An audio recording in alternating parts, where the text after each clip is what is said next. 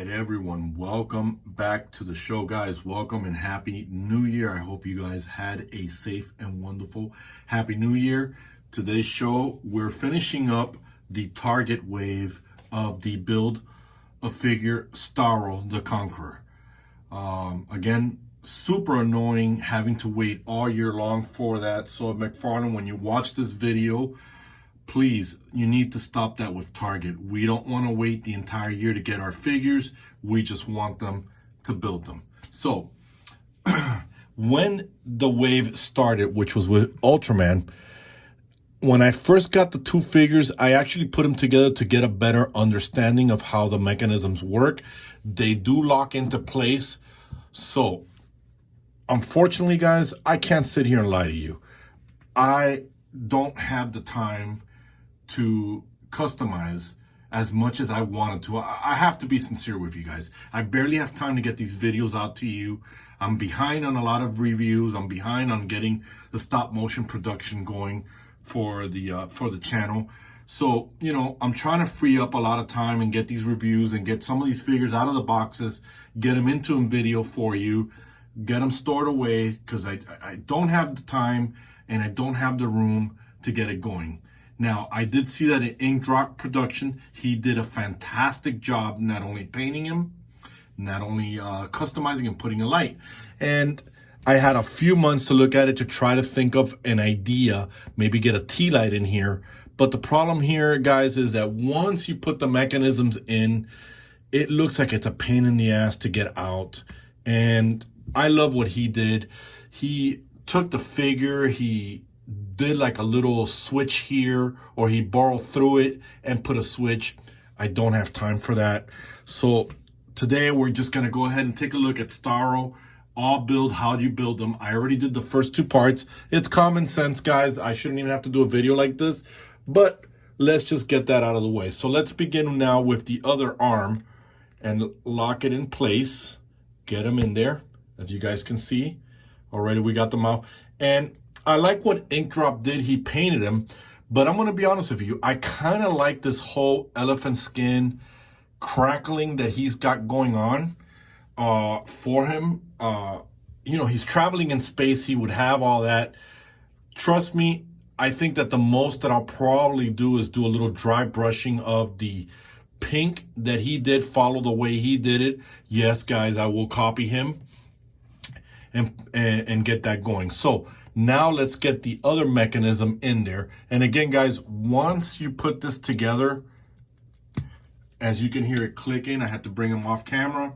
You can see that Starro is already built, good to go. And now we'll definitely, let's back up the camera a little bit here for you. That way. Now that we've got Starro built, we're just gonna go ahead and put his faceplate on there. It doesn't go like this. It goes like this. It all matches up there. And sad but true, once I click it in, my understanding is you can't get this out. It's impossible. Now, here you go. You guys can see that there. Now, I'm going to get a stand for him in a few minutes.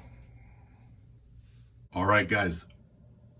Here he is. I put him on a stand. I got a basic stand that I had for large action figures. They're even for dolls. It's not a very good stand because it's a very heavy figure.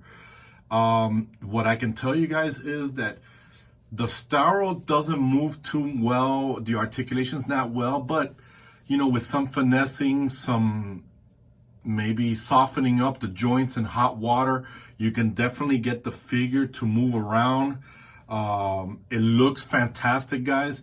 And then you throw him up on a blue screen and you're making a stop motion, you can make this guy into a giant, or put him on a blue screen and then Photoshop him. It'll look great. I personally love the way he looks. I love that dead skin tone. I hate the one from Suicide Squad movie. I thought it was ridiculous. It looks stupid. And in a few minutes, let me bring in the Crime Syndicate. So let's see how they look in front of him with the pods on. All right, guys, and here, this is what the entire wave looks like together with the Starro build. Fantastic wave, fantastic. But the crime family is not complete without Johnny Quick. And this is not really part of it. This is just the flash from the page punchers, but because he's got that visor that makes him look like Johnny Quick, I figured I add him into my crime syndicate. So with that said, guys, this is what the entire wave looks like with the Starro. If you haven't picked it up, go ahead and pick it up. It is only available through Target. I have seen it on Amazon, people starting to sell it there. Don't know if you'll pick it up. Unfortunately, guys, once you lock in Starro, you can't do anything else. You have to heat it up from what I'm being told by Bones and even Ink Drop, or you would just have to collect it.